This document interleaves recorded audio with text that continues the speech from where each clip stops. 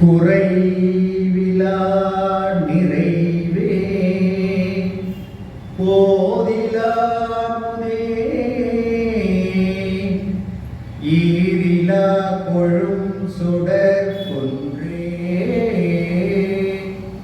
மறையுமாய் மறையின் பொருளுமாய் வந்து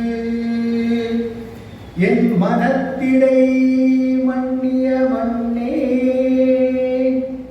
சிறை பெறா நீர் போல் சிந்தை வாய்ப்பாயும் திருப்பெரும் துறையுரை சிவனே திருப்பெரும் துறையுரை சிவனே திருப்பெரும் துறையுரை சிவனே இறைவனே என் உடலிடம் கொண்டாய் இனியுன்னை எண்ணிறக்கேனே இனியுன்னை எண்ணிறக்கேனே. காரைக்கால் ஆடல்வல்லான் திருவாசக முற்றோத குழு சார்பாக திங்கள் இருமுறை சிறப்பாக நடந்து கொண்டிருக்கின்ற இந்த திருவாசக விளக்க உரைக்கு வருகை தந்திருக்கக்கூடிய மெய்யன்பர்களாகிய உங்கள் அத்தனை பேரின் பொன்னார் திருவடிகளை வணங்கி வாழ்த்தி என் உரையை தொடங்குகின்றேன். இன்றைய அமர்வாக போற்றி திருமகள் என்ற பதிகத்திலே இருக்கக்கூடிய 151ஆம் அடியிலிருந்து 180வது அடி வரை இன்றைய விளக்கமாகவும் விளக்கத்திலே சொல்லப்படுகின்ற தத்துவார்த்தங்களையும்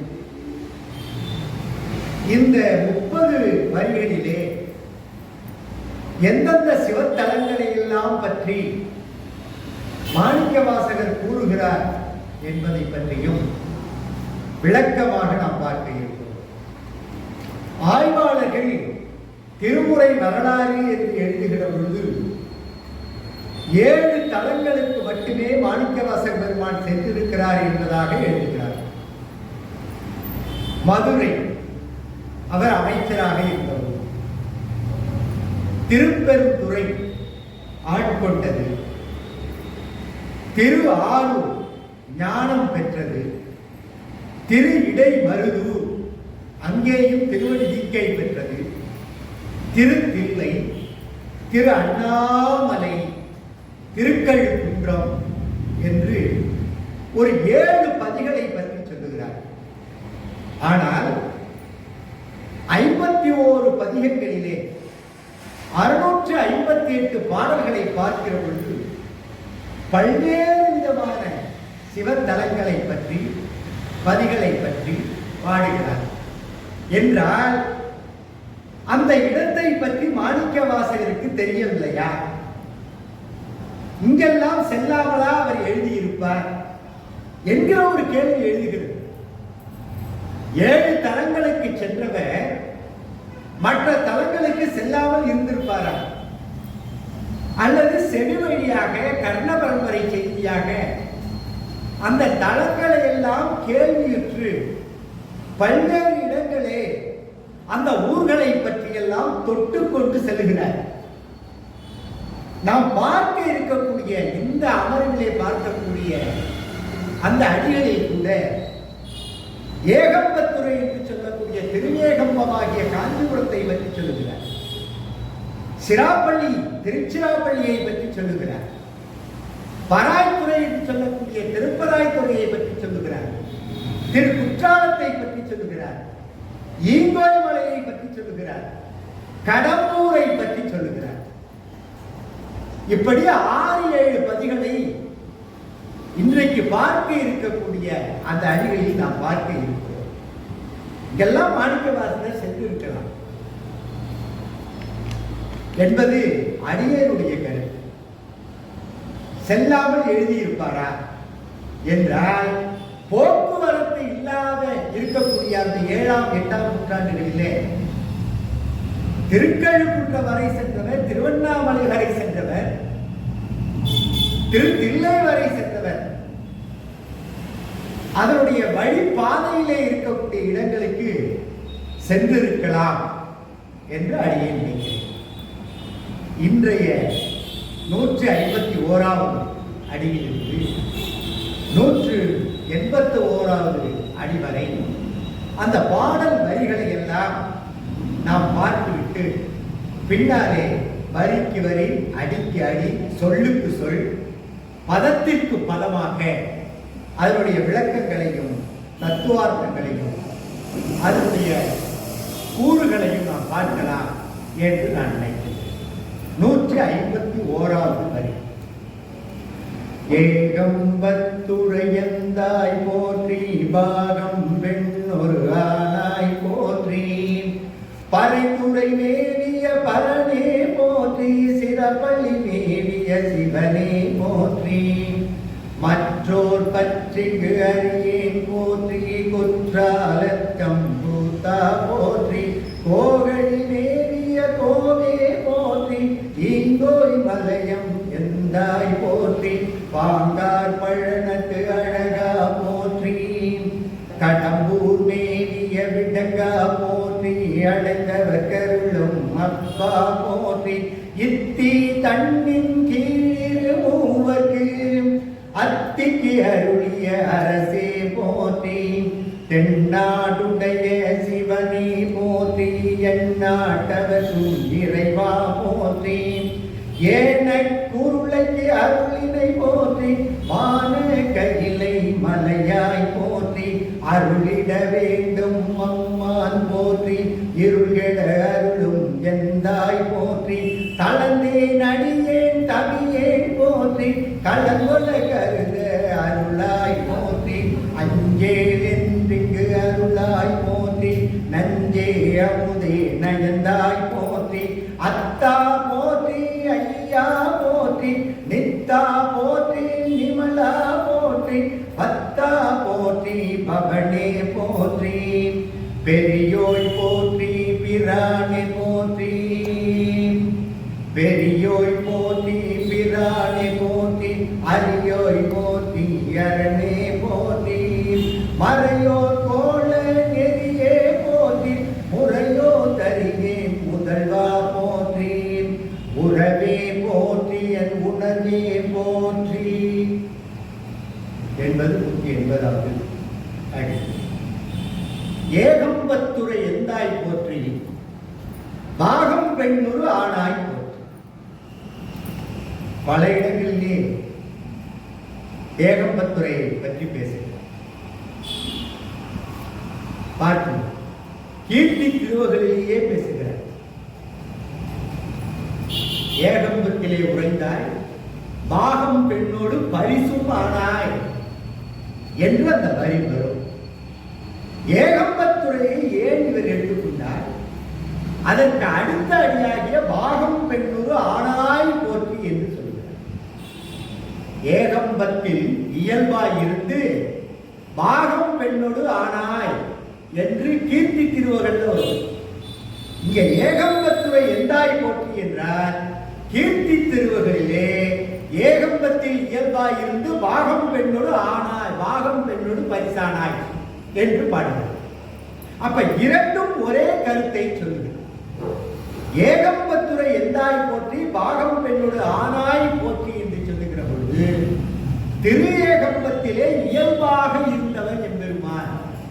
இயல்பு என்று சொன்னால் தனித்தன்மையோடு சிவமாக இருந்தார், வேறொன்று இல்லை என்றால் திரு ஏகம்பத்திலே பாகம் பெண்ணூறு ஆனாய். எப்படி ஆனார் என்று சொல்லுகிற பொழுது கைலாய மலையிலே எம்பெருமான் என்ன செய்கிறான்? அவன் தவத்திலே இருக்கிற பொழுது பார்வதி தேவி அவருடைய 2 கண்களையும் போய் மூடுகிறார். உலகம் ஒரு கணம் இருந்தது. இப்படி உலகம் இருந்ததற்கு காரணமாக இருந்த காரணத்தினாலே நீ திரு ஏகம்பம் சென்று நீ தவம் இருக்க வேண்டும் என்னை விட்டு பிரிந்திருக்க வேண்டும் என்று சொல்லுகிற பொழுது அவள் கட்சி ஏகம்பத்துக்கு வருகிறாள். வந்தவள் கம்பையாற்றங்கரையிலே என்ன செய்கிறாள்? தவம் இருக்கிறாள். அப்படி கம்பையாற்றங்கரையிலே தவம் இருக்கிற பொழுது கம்பையாறு பெருக்கெடுத்து ஓடுகிறது. சிவலிங்கத்தை வைத்து பூசித்துக் கொண்டிருக்கிற அந்த பெருமாட்டி என்ன செய்கிறார்? கம்பையாற்றிலே கரையெடுத்து ஓடக்கூடிய அந்த தன்மையை பார்த்து பயத்தின் காரணமாக சிவலிங்கத்தை கட்டி அடைக்கிறார். அப்பொழுதுதான் இறைவனுடைய ஒரு பாகமாக ஆனார் என்பதாக இது சொல்லுகிறது. எனவே ஏகம்பத்துறை எந்தாய், 3 இடங்களிலே எந்தாய் என்ற இடத்தை நான் சொல்லியிருக்கிறேன். அப்ப எந்தாய் என்று சொன்னால் எம் தந்தை என்பதன் மறு. தந்தை என்று சொல்லக்கூடியவன் நன்றாக நெறிப்படுத்தி வழிப்படுத்தி நல்ல வழிகளை காட்டி உயர்வை மேற்கொள்ள செய்யக்கூடியவன் தந்தை. அப்ப திருஏகம்பத்திலே இருக்கக்கூடியவனுக்கு ஒரு அடைமொழியை கொடுக்கிற பொழுது ஏகம்பத்துறை எந்தாய் போற்றி, பாகம் பெண்ணுரு ஆனாய் போற்றி. கீர்த்தி திருவகல்லையே மிகையாக எல்லாவற்றையும் சொன்னார். போற்றி திருவகள் வருகிற பொழுது அந்த ஏகம்பத்தை நினைவு கூறும் விதமாக மீண்டும் அதை ஒரு முறை சொல்கிறார் என்றுதான் இதை நாம் எடுத்துக்கொள்ள வேண்டும். ஏகம்பத்துறை எந்தாய் போற்றி, பாகம் பெண்ணுரு ஆனாய் போற்றி, பராய்த்துறை வேண்டிய பரணே போற்றி. திருப்பராய்த்துறை என்று சொல்லி காவிரியினுடைய கரையிலே திருச்சியிலிருந்து கோவை செல்லக்கூடிய அந்த சாலையிலே இருக்கிறது. ராமகிருஷ்ண பரமஹம்சனுடைய மடங்கள் எல்லாம் அங்கே இருக்கின்றன. நாம் பார்க்கிறோம். திருப்பராய்த்துறை என்று சொல்வதற்கு காரணம் பராய் மரம் என்கிற ஒரு மரம். அந்த பராய் மரம் எப்படி மிக கடினமானது, அதை வெட்டவும் முடியாது, அறுக்கவும் முடியாது, மிக கடினப்பட்டுதான் அதை வெட்ட முடியும். அப்படி மிக உறுதியாக இருக்கக்கூடிய மரம் அந்த பராய் மரம். அந்த பராய் மரத்திலே பராய் மரம் இருக்கின்ற காரணத்தினாலே அது பராய்த்துறை, எம்பெருமான் இருக்கின்ற காரணத்தினாலே திரு என்கிற அடைமொழியை கொடுத்து திருப்பராய்த்துறை என்று சொல்லி காவிரி கரையினுடைய ஓரத்திலே காவிரி கரையையும் அந்த ஆலயத்தையும் நாம் பார்க்கலாம். பராய்த்துறை வேண்டிய பரணை போட்டி என்று பல இடங்களிலே பேசுகிறார்கள். செத்திலா 10 அதுல 4வது பாடல். அந்த செத்திலா 10 4வது பாடலிலே மிக முக்கியத்துவத்தை கொடுக்கிறார் இந்த திருப்பராய்த்துறைக்கு. இந்த பாடலை ஒருமுறை நான் பாடி வருகிறேன்.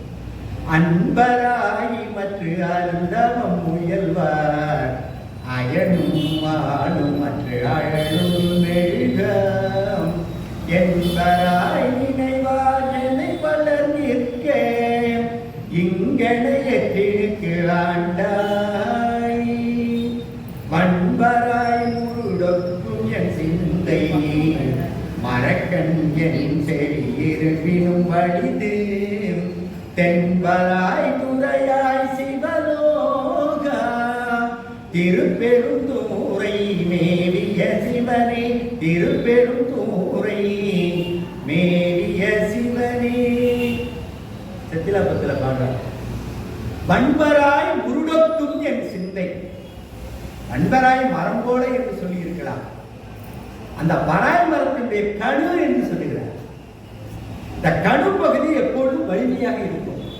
மூங்கில் இருக்கிறது என்று சொன்னால் மூங்கிலுடைய பிற பகுதியை விட மூங்கிலுடைய கணு பகுதி இருக்கிறது அல்லவா, அந்த கணு பகுதி மிக வலிமையாக இருக்கும். அடியாருடைய சிந்தை அத்தகைய வலிமையாக இருந்தாலும் கூட இந்த தளத்திற்கு செல்லுகிற பொழுது எம்பெருமானுடைய அருளை பெறுகிற பொழுது அது கடிந்து நெகிழ்ச்சி அடையும் என்பதற்காக அதை சொல்லக்கூடிய வார்த்தை. வன்பராய் முருடொக்கும் என் சிந்தை. அப்படி வன்பராய் மரத்தினுடைய மிக வலிமையான கடு போன்றது என்னுடைய சிந்தை என்று சொல்கிறார். வன்பராய் முருடொக்கும் என் சிந்தை மரக்கண் என் செவி இருப்பினும் வலிது. மரத்திற்கு கண் இருந்தால் பயன் இருக்குமா? அதுபோல மரத்திற்கு கண் இருப்பது போல மரமாய் நிற்கின்ற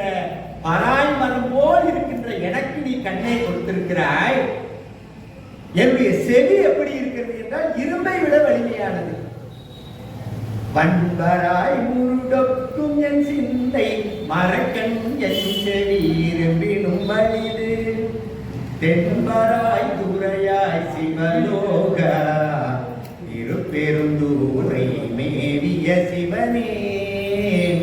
தென்னாட்டிலே இருக்கக்கூடிய திருப்பராய் என்ற ஊரிலே இருக்கக்கூடிய எம்பெருமானே, நீ இது போன்று வலிமையாகவும் இரும்பு போன்ற செவியை உடையவர்களும் மரக்கண் போன்று கண்ணை உடையவர்களுமாக இருக்கக்கூடிய அடியவர்களை எல்லாம் நீ எப்படி உன்னுடைய அருட்கண்களால் திறந்து வைத்து வலிமையாக இருக்கக்கூடிய பராய் மரம் போன்று இருக்கக்கூடிய அந்த உள்ளத்தை எல்லாம் நீ கடிய செய்து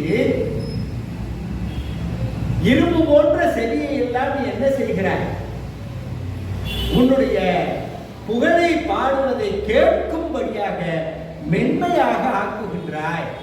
நான் அப்படித்தான் இருந்தேன் என்று இவர் தன்னை கூறிக்கொள்ளுகிறார். எனவேதான் இந்த இடத்துல பராய்த்துறையை பற்றி பாடுகிறார். பராய்த்துறை மேவிய பரனே போற்றி சிறப்பள்ளி மேவிய சிவனே போற்றி.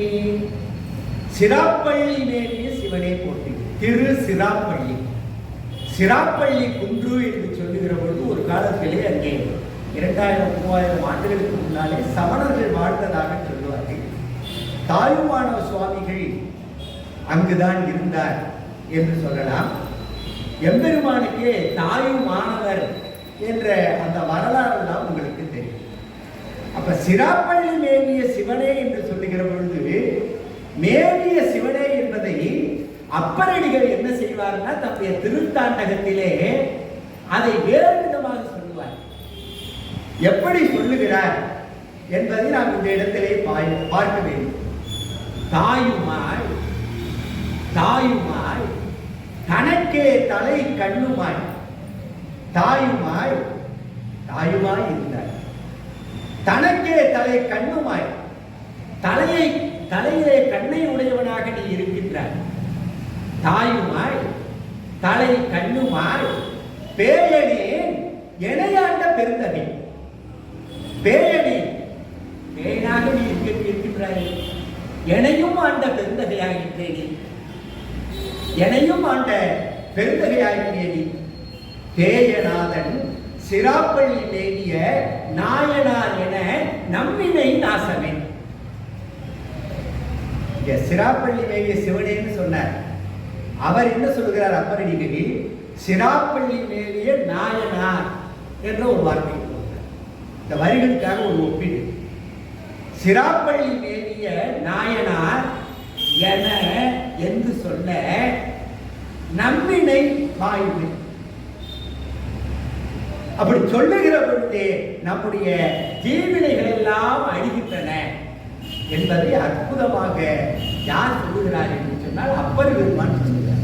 அப்படி அந்த ஒரு சொல்லை எடுத்து பார்க்கிற பொழுது அந்த மேவுதல் என்கின்ற அந்த ஒரு சொல்லாட்சியை சிராப்பள்ளி மேவிய சிவனே என்றும் சிராப்பள்ளி மேவிய நாயனார் என நம்மினை நாசமே என்று அப்பரடிகளும் சொல்லக்கூடிய அந்த தன்மையை பார்க்கிற பொழுது எம்பெருமான் தாயாய் இருந்திருக்கின்றார், கேயநாதனாய் இருந்திருக்கிறான். கேயம் என்று சொல்லுகிற பொழுது உலகம் என்று சுருக்கிவிட முடியாது. அண்டத்திற்கெல்லாம் அவன் அரசனாக இருந்திருக்கின்றான், அவன் பேயனாகவும் இருந்திருக்கின்றான், என்னை ஆண்ட பெருந்தகையாகவும் இருக்கின்றான் என்று சொல்லுகிறார். அந்த ஒரு இடத்தை மனதிலே வைத்து மாணிக்க வாசக பெருமான் சிராப்பள்ளி மேவிய சிவனே போற்றி, ஏகம்பத்துறை எந்தாய் போற்றி, பாகம் பெண்ணூர் ஆனாய் போற்றி, மறைபுரை மேவிய கரணை போற்றி, சிராப்பள்ளி மேவிய சிவனை போற்றி, மற்றோர் பற்றிக்கு அறியே போற்றி. அடுத்த தளத்தை விட்டார். எழுதி கொண்டே வருகிறார். எழுதி கொண்டே வருகிற பொழுது இவருடைய அருளாசிகள் எல்லாம் அருளி செயல்கள் எல்லாம் இவருடைய மனத்திலே அப்படி ஓட்டம் எடுக்கிறது. ஓட்டம் எடுக்கிற பொழுது அதை பாடிக்கொண்டே வருகிற பொழுது ஒரு உள்ள உறுதியை தனக்கு தானாகவே சொல்லுகிறார். மற்றோர் பற்றிக்கு அறியே, அதை சொல்ல வேண்டிய அவசியம் இல்லை. அடுத்தது குற்றாலத்துக்கு போயிருக்கலாம், ஈங்கோய் மலைக்கு போயிருக்கலாம். இடையிலே ஒரு வரியை போடுகிறார், மற்றோர் பற்றிக்கு அறியே போற்றி. மற்றோர் பற்றிங்கிறத நாம பல இடங்கள்ல பார்க்கிறோம். இல்லையா? உன்னை தவிர வேறொன்று சொன்னால் எனக்கு அச்சம் இருக்கிறது என்று அச்சப்பத்துல 10 பாட்டை சொல்றார். அதுபோல திருச்சதகத்துல முதல் பதிகத்திலேயே 2வது பாடலை பாடுவார். கொள்ளேன் புரந்தரன் மாலையன் வாழ் குடியடினும் நல்லேன் நினது அடியாரோடுகள்ளால் நரகம் புகினும் எல்லேன் திருவருளாலே இருக்க பெருஞ் இறைவா உள்ளேன் பிற தெய்வம் உன்னை அல்லாது எங்கள் உத்தமனே. மற்றோர் பத்திரிகை அறியங்கிறதுக்கு நாம திருவாசகத்திற்கு வேறு ஒரு நூலை நாட வேண்டாம்.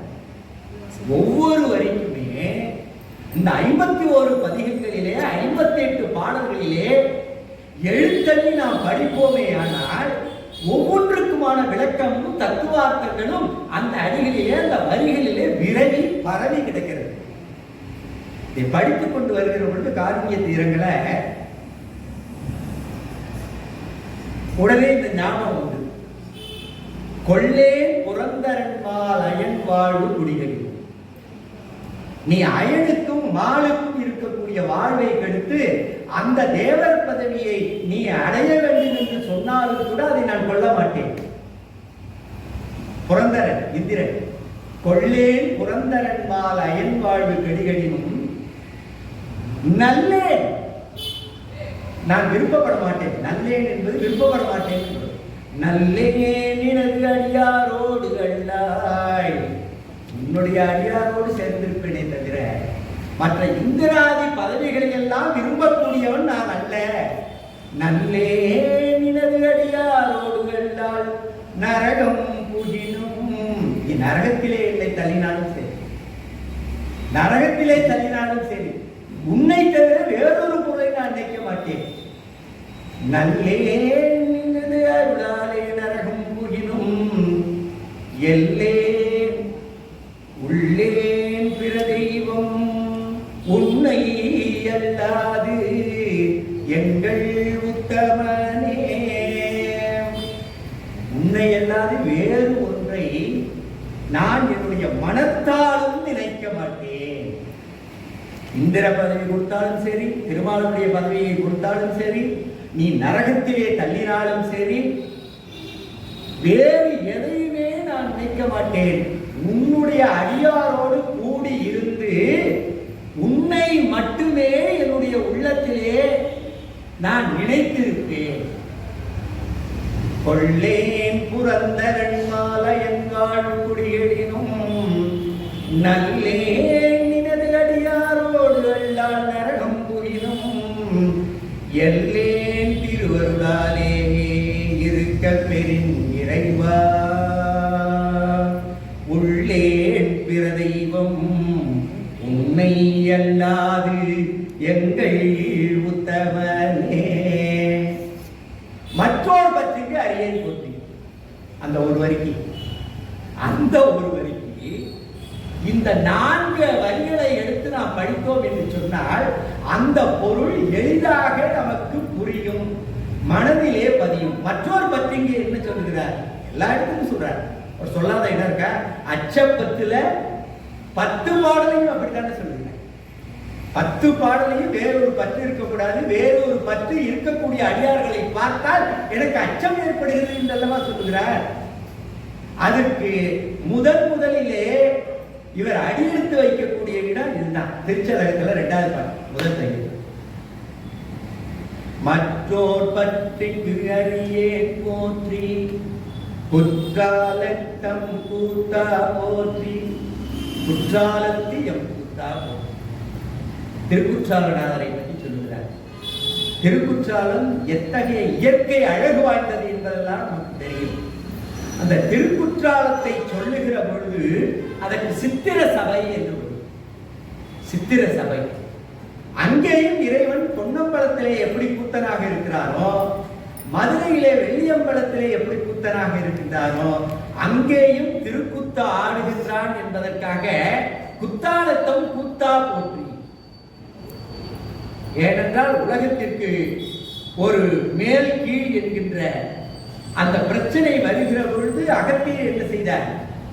இறைவனுடைய திருமணத்தின் பொழுது தெற்கு பகுதிக்கு சென்ற பொதிகை மலை அப்படி சிறப்பு வாய்ந்தது. அந்த சிறப்பையும் இவர் உள்வாங்கிக் கொள்கிறார் மாணிக்க வாசகர். எப்படி இருந்தாலும் மாணிக்க வாசகருக்கு முன்னாலே இருந்தவர் தான் அகத்தியர். அந்த நினைவு வருகிற பொழுது குற்றாலத்து எம் கூத்தான்னு சொல்றார். எம்ங்கிற ஒரு உடைமை பொருளாக சொல்றார். என்னுடைய கூத்தரே குற்றாலத்தம் கூத்தா போற்றி கோகழி மேவிய கோவே போற்றி. கோகழி மேவிய கோவே போற்றி. இதிலே 2 விதமான விளக்கங்களை உரையாசிரியர்களும் சரி ஆய்வாளர்களும் சரி சொல்லுகிறார்கள். இதை சொல்லாமல் அடுத்த வரைக்கும் கடந்து போகக்கூடாது. கோ என்று சொன்னால் தலைவன் என்று பொருள், சிறந்தவன் என்று பொருள். கழி என்று சொன்னால் துறை, அவன் இருக்கக்கூடிய துறை. இந்த அண்டத்திற்கு மன்னனாக இருக்கக்கூடிய எம்பெருமான் உறைந்த துறை திருப்பெருந்துறை என்று நாம் சொல்லுகின்றோம். எளிமையாக பலரும் அதைத்தான் சொல்லுகிறார்கள். ஆனால் மகாவித்வான் தண்டபாணி தேசிகர் அவர்கள் சற்று மாறுபடுகிறார். என்ன மாறுபடுகிறார்? எம்பெருமான் மாணிக்கவாசக பெருமான் தில்லை அம்பலத்திற்கு யாத்திரை செல்லுகிற பொழுது வழியிலே திருவாவடுதுறைக்கு போகிறார். திருவாவடுதுறைக்கு சென்று அங்க மாசிலாமணீஸ்வரரை வணங்குகிறார். வணங்கி சிறிது காலம் தங்குகிற பொழுது எம்பெருமான் என்ன செய்கிறானா, திருப்பெருந்துறையிலே குருந்த வரத்தடியின் கீழ் எப்படி அந்தன குருவாக இருந்து இவருக்கு திருவடை தீக்கையை செய்தானோ அதே போல ஒரு காட்சியை அங்கே கொடுத்தான். அதே காட்சியை அங்க கொடுத்தான். எனவே மாணிக்கவாசக பெருமான் எழுதுகிற பொழுது திருவாவடுதுறையில் தான் கோகழி என்று இந்த இடத்திலே சொல்லுகிறார் என்று போற்றி திருவகளை சொல்லுகிற பொழுதும் சரி, சிவபுராணத்திற்கு விளக்கத்தை சொல்லுகிற பொழுது மகாவித்வான் தண்டபாணி தேசிகரவர்கள் திருவாவடுதுறை சொல்லுகிறார். அது போன்ற காட்சியை சொல்லுகிறார். ஏன்னா கோகழி கண் என்று சொல்லி இருந்தால் திருப்பெருந்துறையை தான் குறிக்கும். கண்ணழித்து சொல்லுகிறார் கோகழி என்று சொல்லுகிறார். எனவே கோகழியாக இருக்கக்கூடிய திருப்பெருந்துறையே அங்க கண்ட காட்சி. எனவே மாசிலாமணீஸ்வரரை வணங்குகிற பொழுதுதான் இவருக்கு இந்த நினைவு வருகிறது என்று உரையாசிரியர் கொடுத்து செல்கிறார். அதே போல ஒரு காட்சி திருக்கழுக்குன்றத்தில் இருக்கு. திருக்கழுக்குன்றத்திற்கு இவர் செல்லுகிற பொழுதும் மாணிக்கவாசக பெருமான் இந்த நினைவோடையும் அவருக்கு நினைவு பூரா என்னன்னா சிவலிங்கம் அல்ல, எம்பெருமான் இருக்கக்கூடிய சடை அல்ல, அந்த பிறை அல்ல, கங்கை சூட்டிய அந்த உருவம் அல்ல, ஞானசம்பந்த பெருமான் காட்டிய உருவம் அல்ல. எங்கே எந்த உருவத்தை பார்த்தாலுமே முதலில் அவரை எப்படி அந்தன குருவாக வந்து குருந்த மரத்தடியின் கீழே எம்பெருமான் ஆட்கொண்டானோ அதே உருவத்திலேயே பார்த்து கொண்டிருக்கின்ற காரணத்தினால்தான் குருமணி என்கிற வார்த்தையை பல இடங்களில் சொல்றார். குருமணி. அதற்கு விளக்கத்தை ஏற்கனவே நாம் குற்றாலத்தம் கூத்தா போற்றி கோகழி மேவிய கோவே போற்றி ஈங்கோய் மலையம் எந்தாய் போற்றி. எது ஈங்கோய் மலைக்கு போயிருக்காரு? ஈங்கோய் மலை எங்க இருக்குன்னு எல்லாருக்கும் தெரியும். கரூர் ஈங்கோய் மலை நானும் சென்றார். ஈங்கோய் மலையை பற்றி ஞானசம்பந்தர் பாடுகிறார். அவருடைய வழக்கத்தை சொல்லுகிற பொழுது ஏலமும் நல் இலவங்கமும் கமழும் ஈங்கோய் மலை. ஏலமும் நல் இலவங்கமும் கமழும் ஈங்கோய் மலை என்று ஞானசம்பந்த பெருமான் பாடுவார். ஈங்கோய் மலை பற்றி பாடுகிறார். அப்படி ஏலமாகிய அந்த வாசனை பொருளும் இலவங்கமாகிய அந்த வாசனை பொருளும் கமழக்கூடிய அளவுக்கு இயற்கை வளம் செறிந்ததாக ஈங்கோய் மலை இருக்கிறது என்று பலவாறு அதை பாடிக்கொண்டு செல்கிறார். ஏன் ஈங்கோய் மலை என்று வந்தது? அகத்தியர் வழிபட செல்கிறார் அந்த மலைக்கு.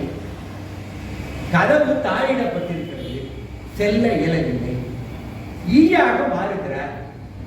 ஈயாக மாறி ஆலயத்துள்ளே நுழைந்து இவர் இறைவனை வழிபடுகிறார் என்பதாக ஒரு புராண கதை இருக்கு. எனவே ஈங்கோய் மலை இந்த இடத்திலும் சொல்லுகிற பொழுது ஏகம்பத்துறை எந்தாய் போற்றி, ஈங்கோய் மலையும் எந்தாய் போற்றி. எந்த என்ற இடத்துல 3 இடத்துல பயன்படுத்துறாரு நம்ம பார்த்தோம். 151வது ஈங்கோய் மலையும் எந்தாய் போற்றி. என் தந்தையே, எந்தை என்று சொன்னால் என் தந்தை என்பதன் மறு. எனக்கு நல்ல வழிகாட்டி நெறிகாட்டி நீ இப்படித்தான் செல்ல வேண்டும் என்று எனக்கு வழிகாட்டியவன் யாருன்னா எந்தையாக இருக்கக்கூடியவன். அப்ப அகத்தியருடைய நினைவு இவருக்கு வருகிறது, அவர் எப்படி வழிபட்டார் என்று. அந்த நினைவு வருகின்ற காரணத்தினாலோ என்னவோ தெரியவில்லை, எந்தை என்று இந்த இடத்திலே ஈங்கோய் மலையும் எந்தாய் போற்றி, பாங்கார் பழனத்து அழகா போற்றி. பாங்கார் பழனம், பாங்கு நல்ல தன்மையுடைய அழகான என்று பொருள். பாங்கா இருந்தாலும் என்று சொல்லுவோம் அல்லவா, சிறப்பு தன்மை வாய்ந்தவர்கள் எல்லாம் பாங்கானவன், நல்ல பாங்கு உடையவன், நல்ல பண்பு உடையவன் என்றெல்லாம் நாம் சொல்லுவோம். பாங்கார் பழனத்து அழகா போற்றி, திருப்பழனம் என்கிற ஊர். அந்த திருப்பழனத்திலே இருக்கக்கூடியவனை அழகன் என்று சொல்கிறார். அடுத்த அழைப்புடைய போகிறார். ஏற்கனவே ஒரு இடத்துல அழகுன்னு சொன்னார். இந்த அழகு என்கிற வார்த்தையை போடுவதற்கு என்ன காரணம்? அது சரி, அழகு என்றால் என்ன? அந்த பெண் அழகாக இருக்கிறாள், அந்த ஆண்மகன் அழகாக இருக்கிறான் என்று சொல்வதற்கு என்ன காரணம் என்றால், அழகு என்பது ஐம்பொறிகளாலே குறிக்கக்கூடியது. அழகு என்பது இன்னது என்று அதை வரையறுத்து சொல்ல முடியாது. ஐம்பொறிகளாலே குறிக்கக்கூடியது, கண்ணாலும் மற்ற பொருளாலும் கண்ணையும் கருத்தையும் கவரக்கூடியது. முதலில் அழகுனா என்ன? கண்ணையும் கருத்தையும் கவரக்கூடியது. ஒரு பூ அழகாக இருக்கிறது, தாமரை என்று சொன்னால் என்னுடைய கண்ணை கவர்கிறது, கண்ணின் மூலமாக உள்ளத்திலே கருத்து செல்கிறது. எனவே கண்ணையும் கருத்தையும் கவரக்கூடியதாக இருக்கிறது, அது அழகு. ஐம்பொறிகளாலும் தூக்கக்கூடியது. கண்ணால் நிற்கிறோம், காதால் கேட்கிறோம், மூக்கால் நுகர்கிறோம், வாயால் சுவைக்கிறோம், கையால் பறிக்கிறோம். ஐம்பொறிகளாலும் தூக்கக்கூடியது அழகு. இன்னது என்று வரையறுத்து சொல்ல முடியாது. இப்ப அழகு என்று சொன்னால் அழகு முக்கோண வடிவமானது, வட்ட வடிவமானது, இப்படிப்பட்ட வடிவம் என்று அழகு சொல்ல முடியுமா? சொல்ல முடியாது. எனவே அழகு என்கிற வார்த்தையை பாங்கார் பழனத்து அழகா போற்றி, கடம்பூர் மேவிய விடங்கா போற்றி. கடம்பூர் மேவிய விடங்கா, கடம்பூர் என்ற அந்த தளத்திலே இருக்கக்கூடியவனை விடங்கன்னு சொல்ற. உடனே விடங்கன் என்று சொன்னால் விஷம் உடையவன், கண்டத்திலே இருக்கிற அர்த்தம் அல்ல. உரையாசிரியர் என்ன சொல்கிறார் என்றால், சற்று ஆழ்ந்து படிக்கணும். தங்கம்னு ஒரு வார்த்தை இருக்கு. தங்கம் என்று சொன்னால் உளி என்று பொருள். தங்கம் என்று சொன்னால் உளி என்று பொருள். விடங்கம் என்று சொன்னால் உளி படாதது என்று பொருள். விடங்கர் என்று சொன்னால் சுயம்பு மூர்த்தியாக தானே ஒளி படாமல் தஞ்சனால் செய்யப்படாமல் இருக்கக்கூடிய உருவத்தை பெற்றவர்கள். கடம்பூர்ல இருக்கக்கூடிய கடம்பூர் மேவிய விடங்கா போற்றி, அடைந்தவர் கருளும் அப்பா போற்றி. அடைந்தவருக்கு அருளும் அப்பாங்கிற வாத்தியம் அம்மையப்பா என்று சொல்லுகிறார். இறைவனுடைய திருவடி நிழல்தான் எனக்கு, இறைவனுடைய திருவடி மட்டும்தான் என்று அவனுடைய திருவடியே நினைத்து அவன் ஒருவனே இருக்கிறான் என்று அடைந்த அடியார்கள் இருக்கிறார் அல்லவா, அவர்களுக்கு அவர் எப்படி இருக்கிறார்? தந்தையாக இருக்கிறார், அப்பாவாக இருக்கிறார். அப்படி அடைந்தவர்களுக்கு அருளை செய்யக்கூடியவன். அடைந்தவர் கருளும் அப்பா போற்றி. தன்னை நாடி வந்தவர்கள், தன்னையே நினைக்கக்கூடியவர், தன்னை அல்லாது வேறொன்றை இணையாமல் வரக்கூடியவர்கள் இருக்கிறார்கள் அல்லவா? அதனால அதை நம்ம பார்க்கிறோம்.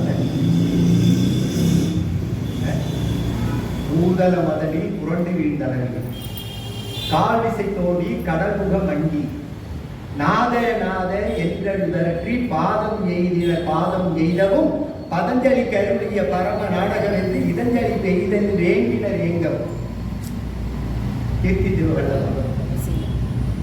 அப்படிப்பட்ட தன்மை அவரை தான் அடைந்தவர் சொல்றார். அவரை தான் அடைந்தவர் என்று சொல்றார். அடைந்தவர் கருளும் அப்பா இத்தி தன்னின் கீழிரு மூவர்க்கு. இத்தி இச்சி என்று இன்றைய வழக்கிலே வழங்குகிறது. அது ஒரு வகையான மரம். எப்படிப்பட்ட மரம் என்று சொன்னால் ஆலமரம் போன்ற ஒரு மரம். ஆனால் என்ன வேறுபாடு? இத்தி என்றால் ஆழம் என்று விளக்கம் கொடுக்கிறார்கள். ஆனால் நம்முடைய உரையாசிரியர் மகாவித்வான் தண்டபாணி தேசிகரவர்கள் இத்தி என்பது இச்சி என்பதன் மறு. ஆலமரம் போன்ற மரம். ஆலமரத்துடைய விழுதுகள் மேலே கிளையிலே தோன்றி பூமி வரை சென்று பூமியை ஊடுருவி செல்லும். ஆனால் இச்சி மரத்திலும் விழுதுகள் தோன்றும். அது 2 முழம் 3 முழம் இப்படி சிறியதாகத்தான் இருக்கும். இரண்டிற்கும் வேறுபாடு உண்டு என்பதை வேறுபடுத்தி காட்டுறார். இத்தி மரம் பேர். சாதாரண உரையாசிரியர் சொல்லுகிற பொழுது ஆழம் என்று சொல்லிக் கொண்டு போகிறார்கள். அப்படிப்பட்ட இத்தி தன்னின் கீழ் இருமூவர்க்கு, அந்த இத்தி மரத்தினுடைய கீழே இருமூவர் 2 3 6 பேர். யார் அந்த 6 பேர்? இத்தி தன்னின் கீழ் மூவர்க்கு கார்த்திகை பெண்கள் என்று சொல்லக்கூடிய 6 பேர். அந்த 6 பேருக்கும் அட்டமா சித்திகளை எம்பெருமான் உரைக்கின்றான். ஆனால் இவர்கள் மறந்து விடுகிறார்கள். பின்னாலே எம்பெருமானாலே சாபத்திற்கு உட்பட்டு இந்த இத்தி மரத்தின் கீழாக அவர்கள் 7 பாறைகளாக அல்லது 7 கருங்களாக கிடைக்கிறார்கள். 1000 ஆண்டுகளாக. 1000 ஆண்டுகளாக அப்படி கிடக்கக்கூடியவர்களை மீண்டும் மலரச் செய்து, பெண்களாக இருக்கின்ற காரணத்தினாலே அந்த பெண்களாக மலரச் செய்து அவர்களுக்கு அட்டமா சித்திகளை உரைக்கின்றார். 8 விதமான ஞான பொருள் என்று மகிமா, ரஹிமா, இப்படி அது வரும். அப்படி 8 விதமான சித்திகளை அந்த இடத்திலே அவர்களுக்கு உபதேசம் செய்தான். அதான் இந்த இடத்தை சொல்றார். இத்தி தன்னின் கீழில் மூவர்க்கு அவர்களுக்கு உபதேசம் செய்தான் என்பதை மறைபொருளாக சொல்கிறார். உபதேசம் செய்தான் என்றோ அருள் செய்தான் என்றோ அந்த வரி இல்லை. இத்தி தன்னின் கீழில் மூவர்க்கு அத்திக்கு அருளிய அரசே போற்றி. இத்திக்கு கீழே இருக்கக்கூடிய 3 பேரு. அதற்கு அடுத்தது அத்தி என்று சொல்லக்கூடியது யானை என்று பொருள். இந்த 2ஐயும் சேர்த்து 2 பேருக்கும் அருளாட்சி செய்தார். அந்த 6 பேருக்கு இத்தி தன்னின் கீழில் மூவருக்கு அத்திக்கு அருளிய அரசையை போற்றி. அத்தி என்று சொன்னால் யானை. ஏன் அத்தி என்று பொருள்? அத்தினா அத்தி மரம், அத்தி மரம் அல்ல. அத்தம் என்று சொன்னால் துதிக்கை என்று பொருள். அந்த ஒரு கையை, நீண்ட கையை உடைய யானை என்பதன் காரணமாக அதுக்கு அத்தின் பேரு. அத்தத்தை உடையதால் அத்தி. அத்தம் என்கிற ஒரு கையை உடையதால் அத்தி. இத்தி தன்னின் கீழில் மூவர்க்கு அத்திக்கு அருளிய அரசியல். துர்வாச முனிவர் இந்திரலோகத்திலே இருக்கிறார். இந்திரன் எல்லா வெற்றிகளையும் பெற்று ஐராவதம் என்கிற அந்த யானையின் மீது ஏறி வருகிறான். கையுறை பொருளாக ஒரு தாமரை மலரை கொடுக்கிறார். சிவலிங்கேஸ்வரர் பூஜை. இவன் வாங்கி என்ன செய்கிறான்? யானையுடைய மத்தத்தின் மீது வைக்கிறான். அதை எடுத்து கீழே போட்டு மிதித்து அதை துவைத்து எடுக்கிறது அந்த மலரை. சாபம். இந்திரனே, பாரிஜாத மலரை கொடுத்தேன் உனக்கு, கிடைக்காத ஒன்றை. அதற்கு ஏற்பட்ட அவமானத்தை கருதி நான் என்ன செய்கிறேன்? உன்னை சாபமிடுகிறேன் என்று சொல்லி, நீ பாண்டிய மன்னனாலே ஒரு காலத்திலே உன்னுடைய தலை இருக்கல்லவா, அந்த தலை சிதறடிக்கப்படும். யானையே நீ கடம்பவனத்திலே சென்று காட்டு யானையாக கடந்து 2 சாபத்தை கொடுத்த. 2 சாபத்தையும் கொடுத்து அதற்கு பின்னாலே இந்த சாபம் நீங்குவதற்கான வழிமுறைகளை சொல்லுகிறார். பின்னாலே நீ இந்திரனே சாப விமோச்சனம் பெற்று மீண்டும் இந்திரலோக பதவியை அடைவார். காட்டு யானையே நீ அங்கே தவம் இருந்து கடம்பாவனத்திலே எம்பெருமானை பூஜிக்கிற பொழுது மீண்டும் நீ வெள்ளை யானையாக ஐராவதமாக எங்கே வருவாய்? இந்திரலோகத்திற்கு வருவாய். 2 பேரும் வந்தார்கள். திருவிளையாடல் காலத்தில் இருக்கிறது. இந்த காட்டானை போகிறது. கடம்பாவனத்திலே அந்த அணவியிலே இருக்கக்கூடிய மணலை எல்லாம் எடுத்து பூஜித்து அதுவும் சாப விமோச்சனம் பெறுகிறது. அத்திக்கு அவருடைய அரசியல் 2 இடத்துல சொல்றாரு. ஏன் அங்க அரசியல் போடுறாரு? மதுரை ஆண்ட அரசன் தானே. இந்த சம்பவம் மதுரையில தான் நடக்குது. அதனால அரசியல் ஒரு வார்த்தையை போடுறாரு. இத்தி தன்னின் கீழில் மூவருக்கு அத்திக்கு அவருடைய அரசியல். தென்னாடுடைய சிவனே போற்றி எந்நாட்டவர்க்கும் இறைவா போற்றி. தென்னாடுடைய சிவனே போற்றி. தென்னாடு உடைய சிவனே போற்றி. தென்னாடு என்பது நமக்கு தெரியும்.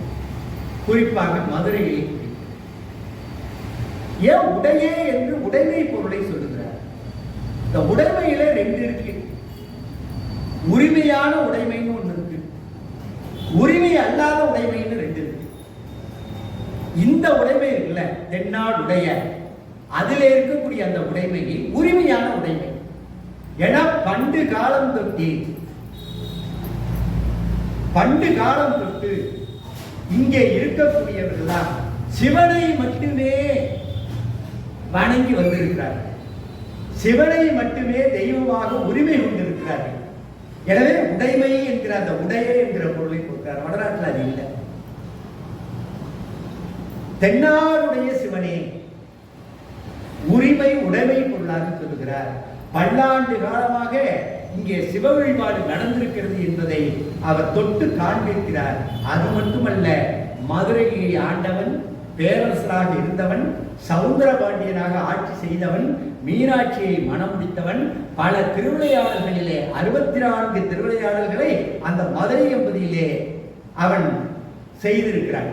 அதனாலதான் அதுக்கு சிவலோகம்னு பேரு. மதுரைக்கு சிவலோகம்னு பேரு, தில்லைக்கு சிவபுரம்னு பேரு. தென்னாடுடைய சிவனே போற்றி எந்நாட்டவர்க்கும் இறைவா போற்றி என்றால் ஒரு கருத்து பரவக்கூடாதுல்ல. தென்னாட்டு மக்கள் தான் வணங்குகிறார்கள். இவன் தான் அண்ட பெருமையாயிற்று. இந்த நாடு என்பதெல்லாம், இந்த பூகோள உண்மை என்பதெல்லாம் மிகச்சிறியது.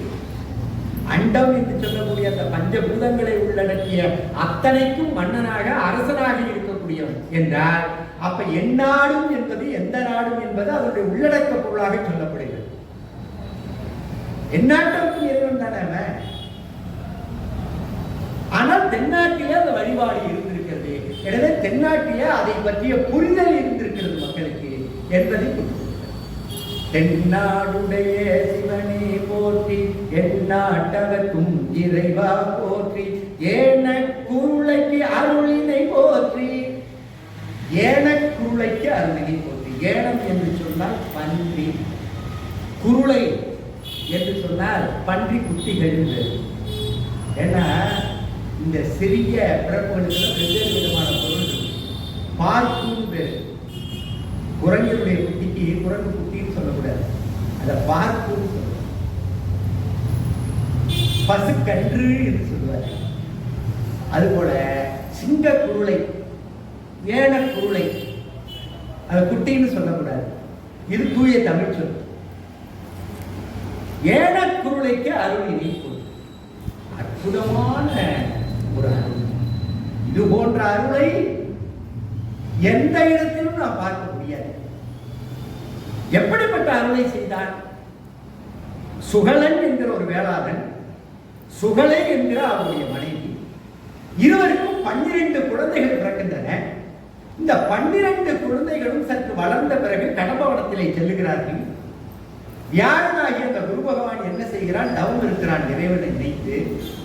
அந்த வியாழனாகிய அந்த முனிவன் மீது செய்கிறார்கள்? கற்களை எடுத்து எறிகிறார். அவன் சபிக்கிறான், என்னுடைய தவத்தை கெடுத்தீர்கள், நீங்கள் காட்டிலே காட்டு பன்றிக்கு பன்றி குட்டிகளாக பிறக்க வேண்டும் என்று சபிக்கிறார். சபித்துவிட்டு பின்னாலே அதற்கு ஒரு சாப விமோச்சனத்தை சொல்லுகிறான். இறைவன் அருளாலே நீங்கள் விமோச்சனம் செய்கிறீர்கள். இந்த 12 பேரும் காட்டிலே இருக்கக்கூடிய பன்றி அரசனுக்கும் பன்றி அரசுக்கும் 12 குழந்தைகளாக பிறந்து விடுகிறார். 12 குட்டிகளாக பிறந்து விடுகிறார். மன்னன் வேட்டையாட வரலாம். வேட்டையாட வருகிற பொழுது பன்றி அரசனாக இருக்கக்கூடியவன் எதிர்த்து போராடுகிறான். மன்னன் கொன்று விடுகிறான். அந்த தாய் இருக்கிறது அல்லவா, அப்பொழுதுதான் இந்த குட்டிகள் எல்லாம் பிறந்திருக்கின்றன. அதை விடுத்து விட்டு தன்னுடைய கணவன் இறந்து விட்டானே என்று சொல்லி பாண்டிய மன்னனோடு போராட சென்று பன்றி அரசையும் இறந்து, அரச பன்றியும் எழுகிறது சந்தை, அரசியாகிய அந்த பெண் பன்றியும் இறந்து விடுகிறது. இந்த 12 குட்டிகளும் தாய் இல்லாமல் தந்தை இல்லாமல் தவிக்கிற காட்சியை எம்பெருமான் பார்க்கிறார். பார்த்து விட தனியா பன்றியாக உருவெடுத்து வரானா, அந்த காட்சியை அழகா சொல்லுவார். அப்படி பன்றியாக உருவெடுத்து வருகிற பொழுது தன்னுடைய தாயை விட அந்த பன்றி குட்டிகளுக்கு ஒரு ஈர்ப்பு சக்தி வருதா. அப்படி பன்றி குட்டிகள் போய் உகர்வதும் மேலே ஏறுவதும் அந்த பன்றிகளுக்கு ஒரு தன்மை இருக்கும். முன்னங்கால எடுத்து பின்னங்கால எப்படி அந்த மண்ணை தள்ளுவதும், பூமியை கீறி மண்ணை தள்ளுவதும், முதுகின் மேல் ஏறி விளையாடுவதும், இப்படியே அதை செய்கின்ற காட்சியை சொல்றது. பிறகு இந்த பன்றி என்ன செய்கிறது? அவைகளுக்கெல்லாம் முளையால் பாலை கொடுக்கிறதா. அந்த காட்சி அழகா சொல்றது. ஏனமும் ஏனம் இன்னமும் காண்பரிதாகிய வேணம். இந்த பாடல் திருவிளையாடல் பாடத்தில் வரக்கூடிய பாடல் சொல்ற. ஏனம் இன்னமும் காண்பரிதாகிய வேணம். ஐயோ, சிவபெருமானே பன்றியா வந்திருக்கானே, இந்த பன்றிக்கு நிகழ் வேறொன்று இல்லை. ஏற்கனவே ஒரு பன்றி உருவை எடுத்து திருமால் போயிருக்கிறான், பூமியை கீறி இருக்கிறான். அந்த பன்றி ஒரு ஆக்ரோஷமான பன்றி, கோபமான ஒரு பன்றி.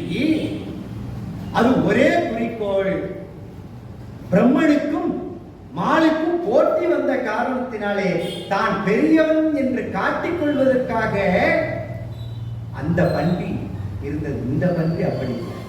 அதனால ஒரு வார்த்தையை போடுற, ஏனம் இன்னமும் காண்பரிதாகிய, காண்பரிதற்கு அரிய அன்பான பன்றியாக வருகிறது. ஆன மெய் மயிர் முகிழ்த்திட மோந்து அருளி. ஆன மெய் மயிர் முகிழ்த்திட மோந்து அருளி. அந்த குட்டிகளை எல்லாம் இந்த பன்றியினுடைய மேலே இருக்கின்ற உரோமங்கள், அந்த உரோமங்கள் தான் சிலிர்த்து போய் அப்படி நிற்கிற அந்த குட்டிகளை பார்க்கவும். தாய் பார்க்காத தன்னுடைய குழந்தையை பார்த்தால் மெய் சிலிர்ப்பார் சொல்லவா. இறைவனுடைய குழந்தைகள் தானே அழுவோம், அதனால மெய் சிலிர்க்குதான் இந்த பன்றி. ஆன மெய் மயிர் முகிழ்த்திட தழுவி, அப்படியே தழுவி, மோந்து மோந்து அருளி. மான மென் முளை அருத்தி, அழகான அந்த மென் முளையால் பாலை அருந்து செய்கிறதா. மான மென் முளை அருத்தி மா வளனும் வன் திறனும் ஞானமும் பெருந்தகை நற்குணங்களும் நல்கா. எதையெல்லாம் கொடுக்குது? பன்றி முளையின் மூலமாக பாலை கொடுத்ததோடு மட்டுமல்லாமல் அந்த பாலை அருந்திய உடனே மா வளன், மிகப்பெரிய வலிமை வருது இந்த பன்றி குட்டி. வன் திறன், வன்மையான திறமை வருது. ஞானமும், அந்த சிவஞானமும் வருகிறது, சிவஞானமும் வருகிறது. பெருந்தகை நற்குணங்களும் 4 இருக்கிறார்கள் பன்றி குட்டிக்கு. எனவே ஏற்கனவே மானுடர்களாக இருந்தவர்கள் அல்லவா. அப்ப 4 கொடுத்து மா வளனை கொடுக்கிறான், மண் திறனை கொடுக்கிறான், ஞானத்தை கொடுக்கிறான், பெருந்தகை நற்குணங்களை கொடுக்கிறான். கொடுத்து பின்னாலே மனித உருவாகவும் பன்றி முகமாகவும் செய்து அதை மந்திரியாக்கினான் என்பது அது புராண கதை. எப்படி ஞான சம்பந்தருக்கு திருமுறைப்பாலை கொடுத்து எல்லா விதமான ஞானத்தையும் கொடுத்தாங்க. சிவனடியே சிந்திக்கும் திருப்பெருகு சிவஞானம் பவமதனை அறமாற்றும் பாங்கினில் ஓங்கிய ஞானம், உவமையிலா கலைஞானம், உணர்வறிய மெய்ஞானம், தவ முதல்வர் சம்பந்தர் தாம் உணர்ந்தார் அந்நிலையில் 3 வகையான ஞானத்தை கொடுத்தார். இங்க ஞானத்தோடு ஏதாவது கொடுக்கலாம் பாருங்க. இந்த பாலை கொடுத்த உடனே இவ்வளவு கிடைத்தது. அந்த ஒரு காட்சியை கொண்டு வந்து மாணிக்க வாசகர் நிறுத்துகிறார். ஏனை குருளைக்கு அருளினை போற்றி, அருள்னா சின்ன அருளினைன்னு சொல்ற.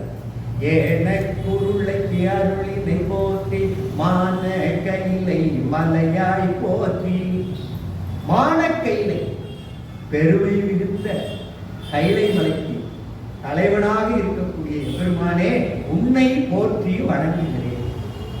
மான கைலைக்கு மலையாய் போற்றி, ஏனக்குருளைக்கு அருளினை போற்றி, மான கைலை மலையாய் போற்றி, அருளிட வேண்டும் அம்மான் போற்றி. அருளிட வேண்டும் அம்மான் போற்றி. எம்பெருமானே எல்லாத்தையும் சொல்லிட்டு வந்தார். பல பதிகளை சொல்லிக் கொண்டு வருகிறார். திருவிளையாடல் புராண கதையிலே நிகழ்ந்த நிகழ்வுகளை பற்றி சொல்லுகிறார்.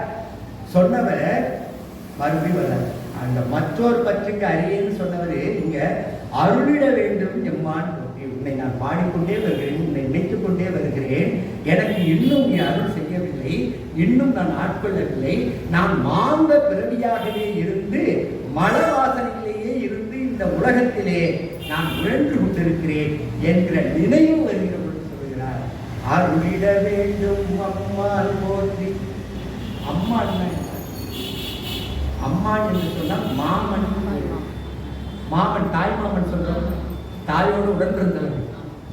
ஏன்னா தாய் மாமனுக்கு தன்னுடைய சகோதரி மகளிடத்திலோ மகளிடத்திலோ இருக்கக்கூடிய அன்பு பேரன்பா ஒரு காலத்துல அது ரொம்ப பேரன்பா இருக்கும். அது போன்ற அன்பை செலுத்த வேண்டும் கேட்கிறார். ஏன்னா பல இடத்துகள்ல அத்தன்னு சொல்லிட்டார், எந்தைன்னு சொல்லிட்டார், தாயின்னு சொல்லிட்டார். அன்புக்கு எந்த சொல்லை போட வேண்டும் என்று நினைக்கிறார். அம்மான் என்ற சொல்லை போடுகிறார். அம்மான் என்று சொன்னால் மாமன் என்று பொருள். ஒரு மாமனுக்கு தன்னுடைய மருமகளிடத்தில் எத்தகைய அன்பு இருக்குமோ அத்தகைய அன்பை நீ செலுத்த வேண்டும். அன்புக்காக சொல்ல முடியும். அருளிட வேண்டும் அம்மாள் போற்றி, இருளெழ அருளும் எந்தாய் போற்றி. இறைவா போற்றி. நீங்க பார்த்துட்டீங்களான்னு பார்த்து இருள்கட அருளும் இறைவா போற்றி. எந்த இருள்? மலை இருள்தான். ஆணவம் கண்மம் மாயை மல வாசனை தான். இந்த உலகத்திலே இந்த உலக பெருங்கடலிலே மூழ்கி இருளிலே இருக்கக்கூடிய இந்த உயிர்கள் அது கொண்டு நான் இருக்கக்கூடாது. இருள் கெட, என்னுடைய மலை இருள் முழுவதும் கெட வேண்டும். உழவு பாடியவருக்கு இருள் இருக்குமா? இருள் இருக்குமா? ஏன் இந்த சொல்லை போடுகிறார்? இருள் கெட அருளும் எந்தாய் போற்றி என்று சொன்னால் இந்த வரியை அவர் எழுதுகிற வரை அவர் ஆட்கொள்ளப்படவில்லை. அப்ப ஆட்கொள்ளாததற்கு என்ன காரணம்? இருள் தானே. அப்ப இருள் என்று தனக்குத்தானே அவர் நினைத்துக் கொள்கிறார். அருளிட வேண்டும் அம்மாள் போற்றி, இருள்கெட அருளும் எந்தாய் போற்றி, தளர்ந்தேன் அடியேன் தமியேன் போற்றி, தளங்கொட கருது அருளாய் போற்றி. தளர்ந்தேன் அடியேன் தமியேன் போற்றி. வளர்ச்சி அடைந்திருக்கிறேன். உன்னை வேண்டி வேண்டி வேண்டி என்னை ஆட்கொள்ள வேண்டும் ஆட்கொள்ள வேண்டும். இனி இந்த கர்ம உலகத்திலே நான் இருக்க மாட்டேன், உன்னுடைய திருவடி நிலை அடைய வேண்டும் என்று நான் சொல்லி சொல்லி எனக்கு ஒரு தளர்ச்சி உருவாகி தளர்ந்தேன் அடியேன். அப்படிப்பட்டவன் எப்படி இருக்கிறேன்? தமியன். தமியன் என்று சொன்னால் தனி ஒருவனாக நான் இருக்கிறேன். தனக்குத்தானே சொல்லிக் கொள்கிறார், குழம்புகிறார். இவ்வளவு போற்றியை சொன்னவர் இந்த இடத்துல குழம்ப ஆரம்பிக்கிறார். தளர்ந்தேன் அடியேன் தமியேன் போற்றி. தளர்ச்சி மிகுந்தவனாக தனி ஒருவனாக இருந்து என்னை ஆட்கொள்ள வேண்டும் என்ற வாழ்க கடல் உன்னை வணங்குகிறேன். தளர்ந்தேன் அடியேன் தமியேன் போற்றி களங்கொள கருத அருளாய் போற்றி. களம் என்று சொன்னால் இடம் என்று பொருள். ஆடுகளம் என்று சொல்லுகிறோம், போர்க்களம் என்று சொல்லுகிறோம். களம் கொள ஒரு இடத்தை நான் கொள்ளுவதற்கு எனக்கு நீ அருள வேண்டும். எந்த இடம்? எந்த இடம்? எம்பெருமான் இருக்கக்கூடிய எம்பெருமான் இருக்கக்கூடிய இடத்தில் யார் இருப்பார்கள்? சிவஞானியர்கள் இருப்பார்கள், சிவஞானிய செல்வர்கள் இருப்பார்கள், அருளாளர்கள் இருப்பார்கள். அவர்கள் இருக்கக்கூடிய இடத்திலே அந்த அடியார்களில் ஒருவனாக நானும் அந்த இடத்திலே இருக்க வேண்டும். அப்படிப்பட்ட களத்தை இடத்தை கொள்ளுவதற்கு, ஞான இடத்தை கொள்ளுவதற்கு நீ அருள். கள்ளங்கொள்ள கருத அருளாய் போற்றி அஞ்சேலின்றிங்கு அருளாய் போற்றி. இவ்வளவு நான் பயத்துடனேயே பாடிக்கொண்டிருக்கிறேனே இறைவா. என்னுடைய பயத்தை நினைத்தாவது, என்னுடைய அச்சத்தை நினைத்தாவது நீ என்ன சொல்ல வேண்டும்? அஞ்சே, நீ பயப்படாதுன்னு சொல்ல வேண்டுமா வேண்டாம்? அஞ்சேல் என்று நீ கூறி இங்கு நீ அருள வேண்டும். இவ்வளவு அச்சத்தோட சொல்ற. அஞ்சேல் என்று அருளாய் போற்றி நஞ்சே நஞ்சே அமுதா நயந்தாய் போற்றி. நஞ்சே அமுதா நயந்தாய் போற்றி. நஞ்சையே அமுதமாக மாற்றியவன் அல்லவன். நஞ்சை உண்டு இருக்கக்கூடிய தேவர்கள் இருக்கிறார்கள். நஞ்சை உண்டு சாவாமல் இருக்கக்கூடியவன் நீந்தான். உலகத்திலே பிறப்பு இறப்பு இரவா பெரியோர் நீதான. எனவே நஞ்சே அமுதே நயந்தாய் போற்றி. நஞ்சை உண்டு இரவாமல் இருக்கிறாய். நஞ்சை உண்டு இறக்கக்கூடிய தேவர்களுக்கும் அருளை செய்யக்கூடியவன் நீ.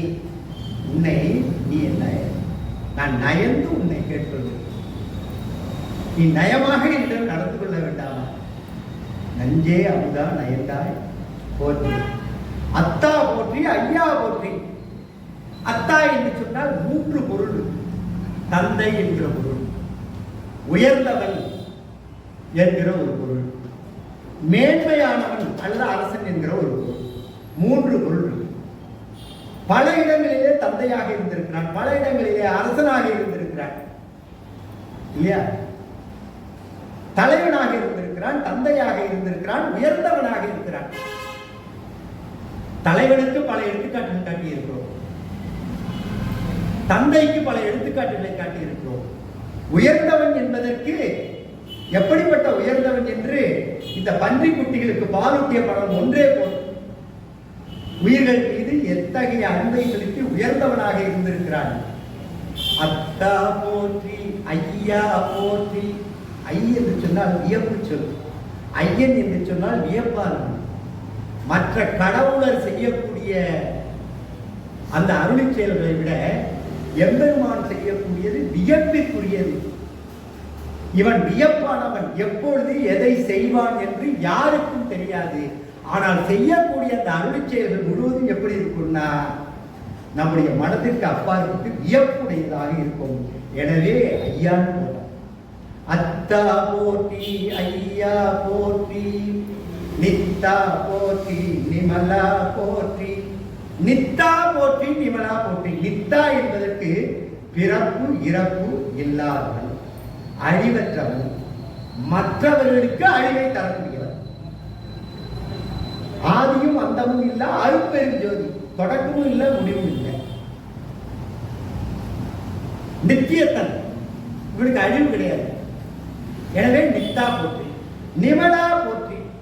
மலன் விமலன் இவை எல்லாமே மலம் அற்றவன், மலம் சாராதவன் என்கிற எதிர்மறை பொருளாய் வரக்கூடியது. மலத்தை சாராதவன், பிறருக்கு மலத்தை உருவாக்கக்கூடியவன், மலத்தை உருவாக்கி மலக்கடலிலே மூழ்கை செய்து அருள்வாளிக்கக்கூடிய தன்மையை உடையவன். நித்தா போற்றி நிமலா போற்றி. பத்தா போற்றி பவனே போற்றி. பத்தா, பத்தன்னா யாரு? அன்பானவன் என்று பொருள். எல்லாரிடமும் இவன் அன்பாக இருக்கின்றான். பத்தா பவனே போற்றி. ஒரு உயிர் தோன்றுவதற்கு இடமாக இருக்கக்கூடியவன் பவன் பேர். பவன் பேர் சந்திர பவன். வீடுகளுக்கெல்லாம் பவன் பேர் வைக்கிறோம்ல. ஏன் பவன் பேர் வைக்கிறோம்னா உயிர்கள் தோன்றுவதற்கு இடமாக இருக்கக்கூடியது. அந்த உயிர்களுடைய தோற்றத்துக்கு காரணமாக இருக்கக்கூடியவன் பவன், வேறொன்றும் அல்ல. பத்தா போற்றி பவனே போற்றி, உறவே போற்றி உணர்வே பெரியாய் போற்றி பிரானே போற்றி. பெரியாய் போற்றி பிரானே, நீதான் இருக்கக்கூடியது பெரியவன் என்றால் பெருமைக்கு உரியவன். எத்தகைய பெருமைக்கெல்லாம் உரியவனாக இருக்கின்றாய். உன்னுடைய பெருமையை நினைந்து நினைந்து நினைத்து உன்னை ஆர்ப்பரித்து நான் வாழ்த்துகின்றேன். ஒரு வார்த்தையை கூட பெரியவன் சிறியவன் என்பது சாதாரண வார்த்தை தான். அடுத்தடுத்த வரிகளை வருகிற பொழுது எல்லாவற்றையும் நான் பார்க்கிறேன். நீ எப்படிப்பட்ட பெருமை வாய்ந்தவனாக இருக்கிறாய் என்கிற ஒரு வியப்பாக சொல்கிறார். பெரியோய் போற்றி பிரானே போற்றி. பிரான் தம்பிரான் என்று சொல்லுவோம். தலைவன் என்று பொருள். எல்லோருக்கும் தலைவனாக இருக்கிறாய். தலைவனாக இருந்து பெருமை உடையவனாகவும் இருக்கிறாய். அரியோய் போற்றி அரணை போற்றி. அறிவதற்கு அரியவன் என்று ஏற்கனவே நாம் போட்டிருக்கிறோம். அவனை பற்றி அறிவதற்கு அரிதானவன், புரிவதற்கு புதிரானவன் என்று கூட எடுத்துக்கொள்ளலாம்.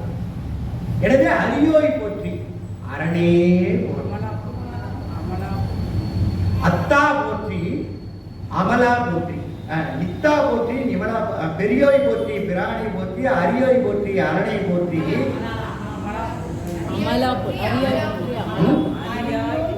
அமலா போற்றி.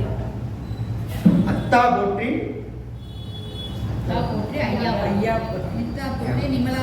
நித்தா போற்றி நிமலா போற்றி.